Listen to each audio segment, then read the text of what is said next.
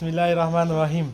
Ey Allah'ım, bu mübarek Ramazan ayında bize iftar yemeği veren Diyadin Bahçeci ve Zeynel Abidin Karatağ razı olsun. Tuttuğumuz orucun ve okuduğumuz Kur'an'ın ecrine Diyadin Bahçeci ve Zeynel Abidin'in Karatağ ailelerine ortak eyle. Amin. Amin. Birahmetike erhamen rahimin.